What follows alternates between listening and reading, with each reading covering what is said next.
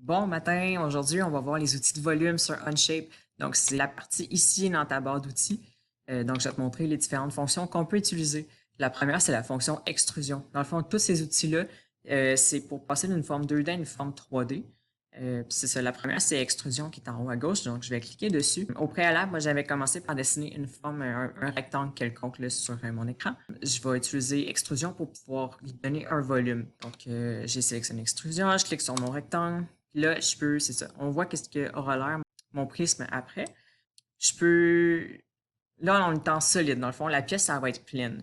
Je peux aussi avoir une fonction pour avoir seulement les surfaces qui sont extrudées, seulement les parois.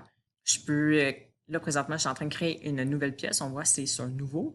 Je pourrais aussi ajouter une pièce à quelque chose qui existe déjà. Je pourrais retirer de la matière aussi si j'ai besoin de faire un trou, c'est une bonne fonction à utiliser. Puis intersection, dans le fond, c'est pour créer de la matière à l'intersection entre deux esquisses. Chose qu'on ne verra pas aujourd'hui, mais si tu veux explorer, c'est libre à toi d'y aller. C'est des belles vidéos sur YouTube là, que tu peux chercher. Donc là, je suis en fonction borgne. Borgne, dans le fond, c'est que je choisis une hauteur prédéfinie pour mon extrusion. Je peux soit prendre la flèche puis la slider pour y aller à mon gré. Je peux aussi donner une profondeur prédéfinie, comme là, il est à 44. Je vais le mettre à, mettons, 50 mm. Donc, il se place directement à 50 mm. Il y a d'autres fonctions aussi, encore là, que tu peux explorer. Je te laisse y aller. Donc là, je t'ai montré pour un solide. Je peux te montrer aussi pour une surface de ce que ça a l'air. Dans le fond, si je veux extruder une surface, il me demande toujours d'y aller face par face. C'est ce qu'on appelle dessiner en surfacique. C'est pas quelque chose qu'on va nécessairement voir au secondaire, mais peut-être plus si tu continues au collégial, universitaire. C'est une fonction, moi en tout cas, je trouvais que c'est plus facile à utiliser quand je faisais du dessin technique. Mais c'est vraiment propre à chacun. Donc, on extrude des surfaces. Puis mince, dans le fond, ça me fait une genre de coquille. Je clique sur mon rectangle. Tu vois, là, ça me fait comme juste les parois qui sont extrudées. Extrudées solides. Dans le fond, ça me fait une paroi qui est épaisse. Prochaine fonction, c'est la fonction pivoter. Donc, on appelle ça aussi une révolution. Dans le fond, c'est qu'on fait tourner un objet autour d'un axe. Donc, comme la planète autour du Soleil, par exemple. Sur mon dessin, j'ai un cercle que je vais faire pivoter autour de l'arête ici de mon prisme. Je vais sélectionner premièrement l'outil pivoter. Je vais y aller en solide. Donc, la face à pivoter, c'est mon cercle.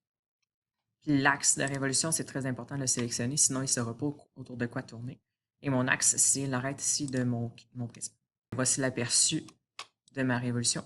Là, par défaut, le logiciel s'est mis sur ajouter, ce qui veut dire que mon anneau ici vient s'ajouter au prisme qui existe déjà.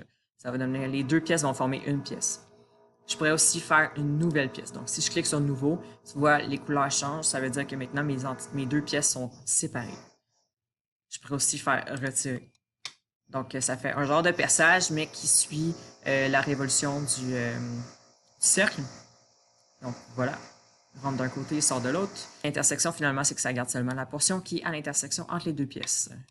La prochaine fonction est la fonction balayage. Dans le fond, c'est qu'on prend une forme en 2 dimensions et on la fait glisser sur une ligne, une courbe, peu importe. C'est dans le fond cette trajectoire-là qui va créer la forme en 3 dimensions. On voit, j'ai un cercle avec une spline qu'on appelle une ligne courbe qui est dessinée, puis un prisme rectangulaire. Je vais prendre la fonction balayer. Je vais sélectionner la face à balayer qui est le cercle que j'ai dessiné ici. Puis le chemin de balayage, c'est la spline que j'ai dessinée. Donc, comme tu vois, ça vient comme tout glisser mon cercle en suivant la spline. Je pourrais choisir de conserver l'orientation de mon cercle. Donc, moi, j'aime mieux cette forme-là que ça me génère. Un peu plus tubulaire. Et encore là, je peux faire soit une nouvelle pièce, soit ajouter la pièce à mon prisme. Je peux retirer le tracé dans mon prisme et je peux aussi seulement garder l'intersection avec le prisme. La prochaine fonction est la fonction lissage, qui ressemble beaucoup à balayage, dans le sens que je vais faire glisser une forme autour d'une ligne que je vais avoir dessinée. Ça va être passer d'une forme à l'autre dans le but de créer un genre de tube. Comme là, on voit sur mon écran, j'ai un rectangle, j'ai un cercle, puis j'ai un triangle. Donc, je vais faire passer mon tube à travers ces 3 formes-là. Mais là, j'ai déjà une forme 3D qui est dans le chemin. Fait que je vais vous montrer comment que ça réagit. Donc, je vais prendre la fonction lisser. Je vais y aller en solide. Je sélectionne les profils à utiliser, donc mon carré, mon cercle et mon triangle. Le logiciel génère un aperçu. Voilà, ça me fait un genre de tube un peu bizarre avec un prisme qui est dans le chemin.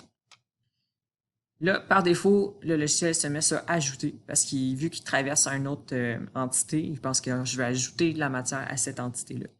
Je pourrais choisir de faire une nouvelle entité, donc on a deux formes qui vont être séparées. Je pourrais retirer de la matière aussi, donc tout ce qui traverse le premier prisme va être retiré. Je pourrais faire une intersection, je garde seulement ce qui traverse le premier prisme. Si je fais ajouter, par exemple, voilà, j'ai mes deux formes qui viennent de fusionner en une. On le voit ici, là, en bas à gauche, part 1. Si je fais nouveau, je vais avoir part 2 qui apparaît. Donc, ça montre que j'ai une deuxième pièce qui a été créée. La dernière fonction que je vais te montrer aujourd'hui, c'est la fonction épaissir qui est ici à droite. Donc, je clique dessus. Mais avant de commencer, dans le fond, juste te montrer. Là, présentement, j'ai pris mon cube, mon prisme du début, le premier, puis j'ai seulement extrudé des parois en surfacique. Donc là, c'est seulement qu'une surface. C'est une petite feuille de papier. Là. Donc, je vais sélectionner épaissir et je vais sélectionner les faces ou les surfaces à épaissir. Donc, ça vient de faire une genre de coque. Une coque qui est épaisse. Qui revient un peu à la fonction, disons que je supprime ça. La fonction mince ici, là, c'est un peu la même chose, sauf que j'ai un peu plus de contrôle sur les surfaces que je veux sélectionner pour extruder. C'est tout pour les outils de volume. Bonne journée.